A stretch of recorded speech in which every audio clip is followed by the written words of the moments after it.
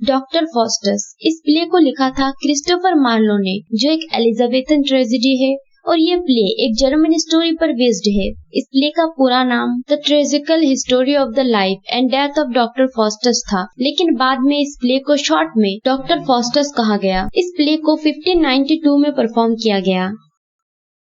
तो हम कहानी के कैरेक्टर्स को देख लेते हैं। डॉक्टर फॉस्टस इस प्ले की मुख्य कैरेक्टर है।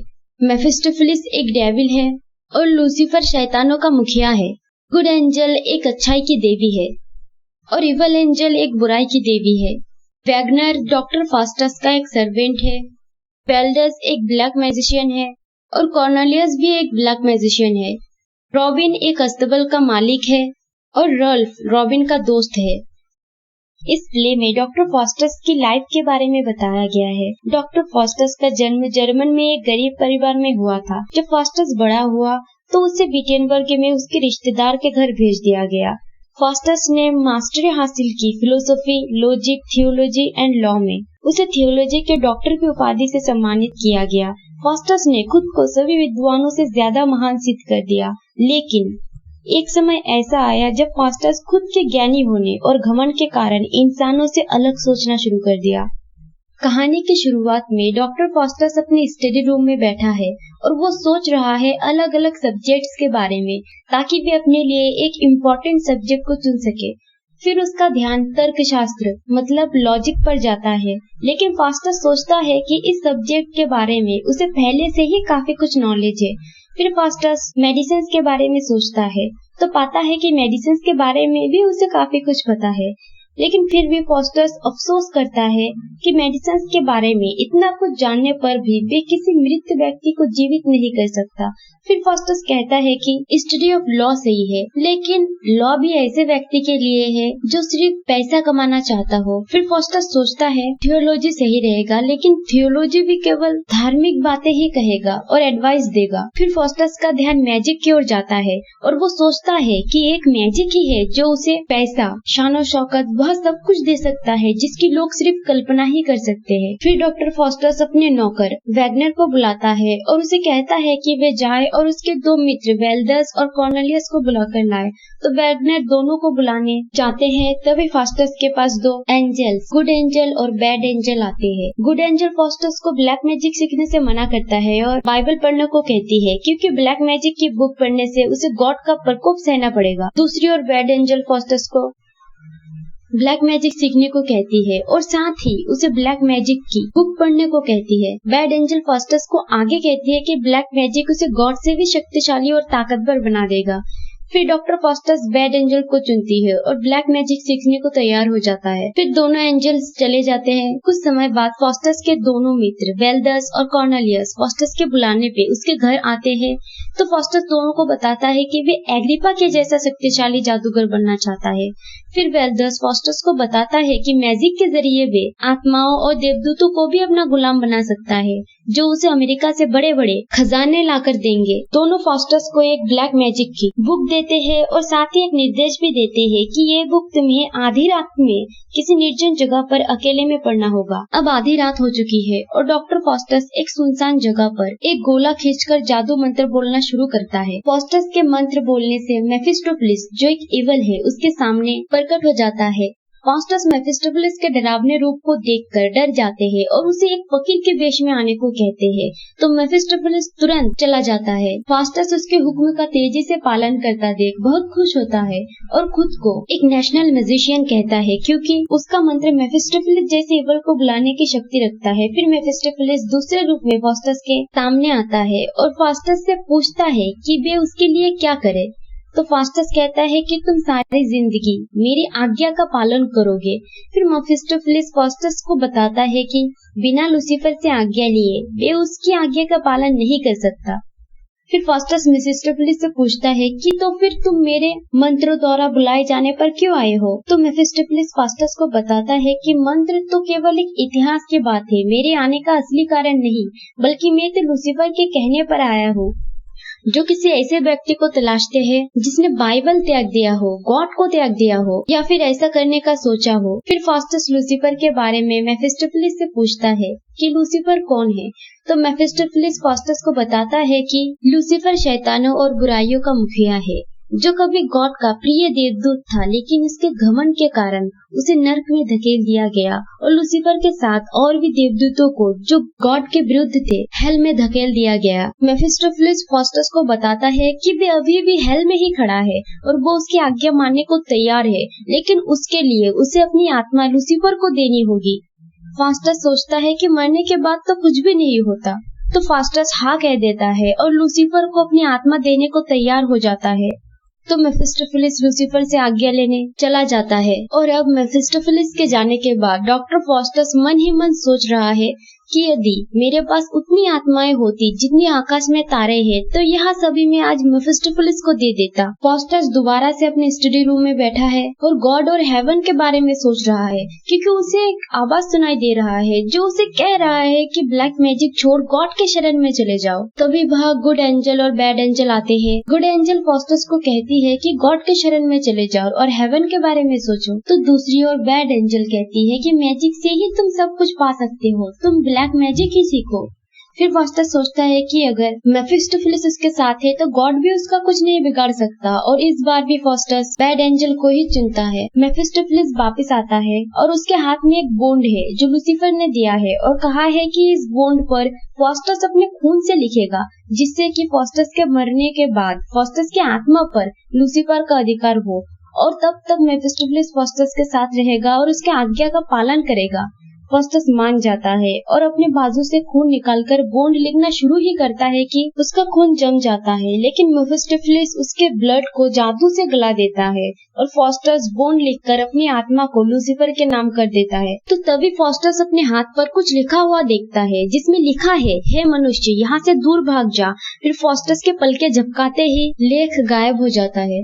इसके बाद मेफिस्टोफेलिस फास्टस का मनोरंजन करने के लिए फास्टस को मुकुट पहनाता है और साथ ही कीमती वस्त्र देता है। फिर फास्टस बॉन्ड में लिखी शर्तों को पढ़ता है, जिसके अनुसार 24 वर्ष तक उसे मेफिस्टोफेलिस की सेवाएं उपलब्ध रहेगी और 24 वर्ष के बाद उसके आत्मा पर सिर्फ और सिर्फ लूसीफर का अधिकार होगा। फिर फास्टस मेफिस्टोफेलिस से पूछता है कि हेल कहाँ है, तो मेफिस्टोफेलिस बताता है कि हेल का कोई विशेष स्थान नहीं है। दरअसल जहाँ पर भी किसी को तकलीफ या दुख दर्द सहन करना पड़ता है, वही असली हेल है। पर फास्टस मेफिस्टोफेलिस के बातों पर यकीन नहीं करता। फास्टस मानता है कि मरने के बाद किसी को कोई तकलीफ या दुख दर्द सहना नहीं पड़ता, क्योंकि मरने के बाद कुछ नहीं होता। तो तब भी मेफिस्टोफेलिस अपने खुद का एग्जाम्पल देता है, क्योंकि वो भी नर्क भोग रहा है। फिर फास्टस सोचता है कि यदि हेल में भी खाना पीना सोना मिले तो उसे हेल में रहने से कोई ऐतराज नहीं है। फिर फास्टस मेफिस्टोफेलिस से एक पत्नी की मांग करता है, तो मेफिस्टोफेलिस एक इवल को औरत के वेश में बुलाता है, लेकिन फास्टस उसे पसंद नहीं करता। तो मेफिस्टोफेलिस फास्टस से कहता है कि वे शादी की बात भूल जाए और इसके बदले में वे किसी भी सुंदर स्त्री को बुला देगा। फिर मेफिस्टोफेलिस फास्टस को एक जादू की बुक देता है और इस बुक में वह सब कुछ है जो फास्टस चाहता है। कुछ समय बाद फास्टस फिर से अपने गहरे सोच में डूबा है और हेवन के बारे में सोच रहा है और साथ ही मेफिस्टोफेलिस को कोस रहा है, क्योंकि उसी की वजह से उसे गॉड से अलग होना पड़ा और अब उसका मन ब्लैक मैजिक को छोड़ने का कर रहा है। गुड एंजल फास्टस को ब्लैक मैजिक को छोड़ गॉड के शरण में जाने को कहती है। तो तभी तीसरी बार गुड एंजल और बैड एंजल आते हैं। गुड एंजल फास्टस को ब्लैक मैजिक को छोड़ गॉड के शरण में जाने को कहती है और बैड एंजल उसे ब्लैक मैजिक सीखने को कहती है। दोनों एंजल्स चले जाते हैं। फास्टस सोचता है कि अब वो गॉड की ओर नहीं जा सकता, क्योंकि अब उसका मन कठोर हो चुका है और जब भी वो गॉड या हेवन के बारे में सोचता है तो उसे एक डरावना दहाड़ सुनाई देता है। फिर फास्टस सोचता है कि वो ब्लैक मैजिक जारी रखेगा। फास्टस मेफिस्टोफेलिस से पूछता है कि दुनिया को बनाने वाला कौन है, तो मेफिस्टोफेलिस उसे इस प्रश्न का जवाब नहीं देता और कहता है कि अब तुम्हें दूसरे चीजों को छोड़ हेल के बारे में सोचना चाहिए। तो मेफिस्टोफेलिस की इस बात पर फास्टस नाराज हो जाते हैं।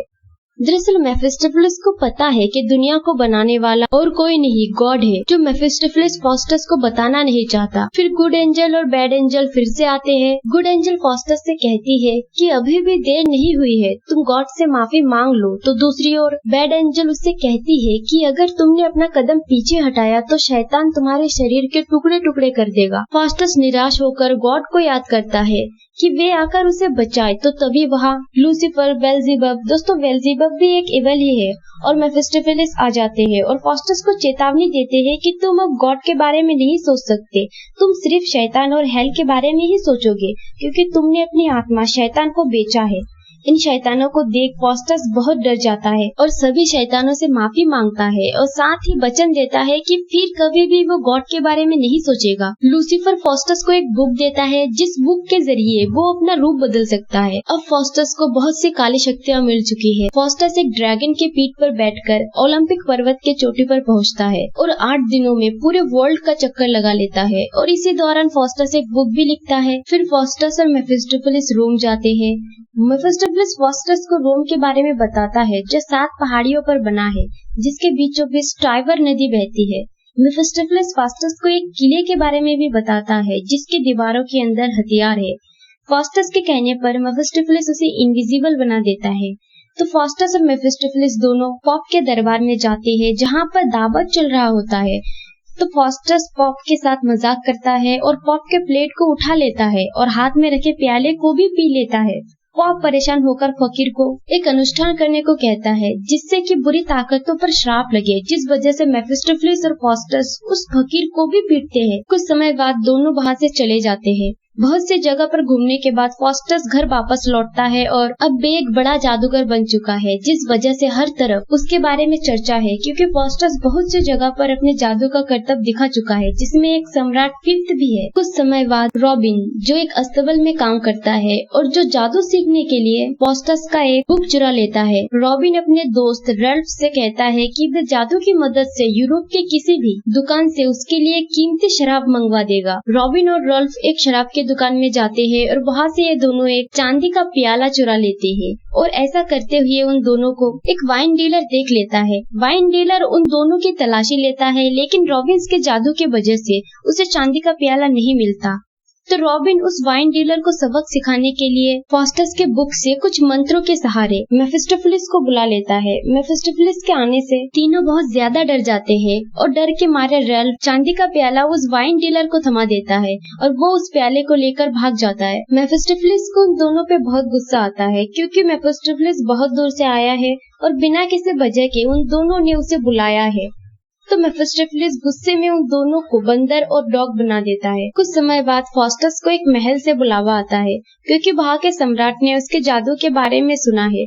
फिर डॉक्टर फास्टस सम्राट के महल में पहुंचता है और सम्राट से पूछता है कि वे किस तरह का जादू देखना चाहता है। तो सम्राट फास्टस को बताता है कि वे अपने महान पूर्वज अलेक्जेंडर और उनके सुंदर प्रिंस थॉमस को देखना चाहेगा। तो फास्टस सम्राट को बताता है कि दोनों का शरीर काफी समय पहले मिट्टी बन चुके हैं, तो उन दोनों के वेश में वो देवदूतों को ही बुलाएगा। तो तभी एक नाइट फास्टस पर हंसता है और उसका मजाक बनाता है। फास्टस जादू से अलेक्जेंडर और थॉमस को दरबार में बुला लेता है। सम्राट अपने पूर्वजों को देखकर शॉक्ड हो जाता है और बताता है कि यकीनन यह आत्मा नहीं है, बल्कि अलेक्जेंडर और थॉमस का असली शरीर है। आत्माओं के चले जाने के बाद फास्टस सम्राट से कहता है कि वह उस नाइट को बुलाए जो मेरा मजाक बना रहा था। जब नाइट फास्टस के सामने आता है तो फास्टस अपने जादू से उस नाइट के सिर पर सिंह उगा देता है और जिस वजह से पूरा दरबार उस नाइट पर हंसते हैं। कुछ समय बाद सम्राट के कहने पर फास्टस नाइट को चेतावनी देकर उसके सर से सिंह गायब कर देता है। फास्टस अब घर लौटने की तैयारी करता है तो वहाँ एक जगह आराम करने के लिए रुकता है। तो फास्टस के पास एक घोड़ा व्यापारी आता है और वो $40 में उसका घोड़ा खरीदना चाहता है। तो फास्टस उससे $50 मांगता है, लेकिन घोड़ा व्यापारी एक झूठा बहाना करता है कि उसके पास $40 के अलावा और पैसा नहीं है। तो फास्टस उसे $40 में घोड़ा दे देता है और साथ ही उसे एक निर्देश देता है कि इस घोड़े को कभी भी पानी में ना ले जाए। फिर व्यापारी घोड़ा लेकर वहाँ से चला जाता है। थोड़ी ही दूर जाने के बाद व्यापारी सोचता है कि फास्टस ने इस घोड़े को पानी में ले जाने से क्यों मना किया है। हो सकता है इस घोड़े में कोई खास गुण है और फास्टस नहीं चाहता कि उसे पता चले। तो व्यापारी घोड़े को एक तालाब में ले जाता है और पानी लगने के कारण फास्टस का जादुई घोड़ा भूसे में बदल जाता है। व्यापारी भूसे को देख बहुत गुस्सा होता है और भागते हुए फास्टस के पास आता है और जोर जोर से वह अपना $40 वापस मांगता है, लेकिन फास्टस गहरी नींद में सोया होता है। तो मेफिस्टोफेलिस व्यापारी से कहता है कि फास्टस अभी नींद में है, उसे डिस्टर्ब ना करे, लेकिन फिर भी व्यापारी और जोर जोर से फास्टस को जागने को कहता है, पर फास्टस उसके बुलाने पर कोई जवाब नहीं देता। तो व्यापारी गुस्से में आकर फास्टस के टांगों को पकड़कर खींचता है और टांग फास्टस के शरीर से अलग होकर व्यापारी के हाथ में आ जाता है। दरअसल ये सब फास्टस ने अपने जादू से किया है। फिर फास्टस जोर जोर से चिल्लाता है और मेफिस्टोफेलिस को पुलिस बुलाने को कहता है। व्यापारी डर जाता है और फास्टस को $40 और देकर भाग जाता है। कुछ समय बाद फास्टस को सूचना मिलता है कि ड्यूक ने उसे अपने दरबार में बुलाया है उसके जादू देखने के लिए। तो फास्टस दरबार में जाने के लिए तैयार हो जाता है। फास्टस ड्यूक को कुछ जादू करके दिखाता है जिससे ड्यूक बहुत प्रसन्न होता है। फिर फास्टस ड्यूक की गर्भवती डचेस से आग्रह करता है कि वे भी अपने लिए कुछ मांगे। तो डचेस फास्टस से पके हुए अंगूर के बारे में कहती है। तो अगले ही क्षण फास्टस अपने जादू से अंगूर के गुच्छे ला देता है। तो ड्यूक फास्टस से पूछता है कि तुमने ऐसा कैसे किया। तो फास्टस बताता है कि इस समय दुनिया के इस भाग में जाड़ा है, लेकिन पूरब के देशों में गर्मी का सीजन है और ये अंगूर वहीं से लाया गया है। डचेस बताती है कि उसने अपने जीवन में इससे स्वादिष्ट अंगूर कभी नहीं खाई है। ड्यूक फास्टस को काफी इनाम देता है। कुछ दिन बाद फास्टस के पास दो विद्वान आते हैं और वो दोनों फास्टस से एक इच्छा व्यक्त करते हैं कि वह यूनान की सबसे सुंदर महिला हेलेना को देखना चाहते हैं। तो फास्टस दोनों के आग्रह करने पर अपनी जादुई शक्ति से हेलेना को बुलाते हैं। हेलेना को देख सभी आश्चर्य हो जाते हैं क्योंकि हेलेना बहुत ही सुंदर है और जिसके लिए यूनान के लोगों ने ट्रॉय के लोगों से 10 वर्ष तक लड़े थे। हेलेना को दिखाने के लिए दोनों विद्वान फास्टस का शुक्रिया अदा करते हैं। फिर वे दोनों चले जाते हैं और कुछ समय बाद एक बूढ़ा व्यक्ति आता है और फास्टस को ब्लैक मैजिक सीखने पर डांटता है और साथ ही जादू छोड़ गॉड से क्षमा मांगने को कहता है। उस बूढ़े व्यक्ति की बात सुनकर फास्टस को मन ही मन पछतावा होता है और अपने आप को बॉन्ड लिखने के लिए कोसता है, जिस बॉन्ड के कारण वे शैतान को अपनी आत्मा बेच चुका है। फिर फास्टस महसूस करता है कि उसके मरने का समय लगभग नजदीक आ ही गया है, लेकिन ओल्ड मैन उसे ऐसा करने से मना करता है। तो फास्टस बूढ़े व्यक्ति की बात सुनकर गॉड से अपनी गलती का प्रायश्चित करने के बारे में सोचता है। तो तभी मेफिस्टोफेलिस फास्टस को गद्दार कहता है और लूसीफर के खिलाफ जाने पर उसको टुकड़े टुकड़े करने की धमकी देता है। तो फास्टस को उस बॉन्ड के बारे में याद आ जाता है। मेफिस्टोफेलिस से माफी मांगता है और साथ ही मेफिस्टोफेलिस को आदेश देता है कि वे जाए और उस ओल्ड व्यक्ति को दंड दे जिसने उसे गॉड से क्षमा मांगने के लिए उकसाया था। तो मेफिस्टोफेलिस फास्टस को बताता है कि उस ओल्ड व्यक्ति को गॉड पर इतना अधिक विश्वास है कि कोई भी इवल उसका कुछ नहीं बिगाड़ सकता। फास्टस गॉड के बारे में सोचना छोड़ देता है और मेफिस्टोफेलिस से हेलेना को बुलाने को कहता है ताकि वे ये सारी बातें भूल जाए और उसके प्रेम में खो जाए। तो मेफिस्टोफेलिस फास्टस की आज्ञा का पालन करता है और हेलेना को बुलाता है। फास्टस हेलेना को देख उसकी सुंदरता की तारीफ करते करते उसकी सुंदरता में खो जाता है। अब फास्टस के लाइफ का सिर्फ 1 घंटा बचा है क्योंकि घड़ी में अब 11 बज चुकी है और 12 बजते ही मेफिस्टोफेलिस आकर फास्टस को मारकर उसकी आत्मा को नर्क में ले जाएगा। फास्टस सोचता है कि अब उसे नर्कगामी बनते केवल 1 ही घंटा बचा है। फास्टस बहुत तकलीफ महसूस कर रहा है और आकाश के पिंडों से आग्रह कर रहा है कि वे थम जाए जिससे कि समय रुक जाए और आधी रात कभी ना हो, और साथ ही सूर्य से आग्रह करता है कि वे जल्दी से प्रकाश फैला दे ताकि आधी रात ना हो और सीधा ही सुबह हो जाए। फास्टस उस 1 घंटे से आग्रह करता है कि यहाँ 1 घंटा बहुत लंबा हो जाए ताकि वो गॉड से अपनी गलती के लिए क्षमा मांग सके और अपनी आत्मा को लूसीफर से बचा सके। लेकिन फिर भी फास्टस जानता है कि ये सब मुमकिन नहीं है क्योंकि आधी रात तो होगी ही और साथ ही घड़ी में 12 भी बजेगी। फास्टस अब गॉड के बारे में सोचता है तो उसे आसमान से जीसस क्रिस्ट का खून बहते हुए दिखाई देता है। तो फास्टस कहता है कि इस खून का एक ही बूंद उसकी आत्मा को बचा सकती है या सिर्फ आधी बूंद ही काफी है। फिर फास्टस पर्वतों और पहाड़ों से आग्रह करता है कि वे उसके ऊपर गिर जाए ताकि वे उनमें छुप सके, और पृथ्वी से आग्रह करता है कि वे फट जाए जिससे वे उसके गहराई में खुद को छुपा सके। फिर फास्टस सितारों से आग्रह करता है कि वे उसे बादलों के बीच से खींच ले ताकि वे शुद्ध होकर हेवन में जा सके। अब फास्टस के लाइफ का सिर्फ आधा घंटा ही बचा है और अब फास्टस गॉड से अपनी गलती की क्षमा मांगता है और साथ ही फॉस्टस गॉड से कहता है कि यदि वे उसे क्षमा ना भी करे तो कम से कम उसके हेल में रहने का अंत ही बता दे। फॉस्टस कहता है कि वे हेल में 1000 वर्ष या 1,00,000 वर्ष रहने को तैयार है, लेकिन उसके हेल में रहने का कोई अंत तो हो। फॉस्टस कहता है कि कितना अच्छा होता अगर मेरा कोई आत्मा ही ना होता, लेकिन फिर भी अब मुझे हेल में ही जाना होगा हमेशा हमेशा के लिए। फिर फॉस्टस अपने माँ बाप को कोसता है उसे जन्म देने के लिए। फिर वो महसूस करता है कि माँ बाप को कोसना भी गलत है, उसे स्वयं को कोसना चाहिए क्योंकि उसने खुद को हेवन की खुशियों से वंचित कर दिया। अब घड़ी में पूरे 12 बज चुके हैं, तो फॉस्टस कहता है कि मेरा शरीर वायु में बदल जाए या फिर पानी की छोटी छोटी बूंदों में बदल जाए और हमेशा के लिए सागर में मिल जाए। फॉस्टस को अब बिजली की गर्जन सुनाई देता है। फिर उसके सामने मेफिस्टोफेलिस बड़े ही डरावने रूप के साथ प्रकट होता है और उसकी आंखों में एक डरावना मंजर होता है। फॉस्टस मेफिस्टोफेलिस को देखकर बहुत ही ज्यादा डर जाते हैं और हेल से आग्रह करता है कि वे उसे ना अपनाए और लूसीफर से आग्रह करता है कि वो उसे हेल में ना ले जाए और साथ ही मेफिस्टोफेलिस से कहता है कि वे उसे छोड़ दे, लेकिन उसकी एक भी नहीं सुनी जाती। मेफिस्टोफेलिस को देखकर फॉस्टस की चीख निकल जाती है। फिर शैतान फॉस्टस को बड़े ही बेरहमी से मारकर फॉस्टस की आत्मा को अपने साथ हेल में ले जाते हैं।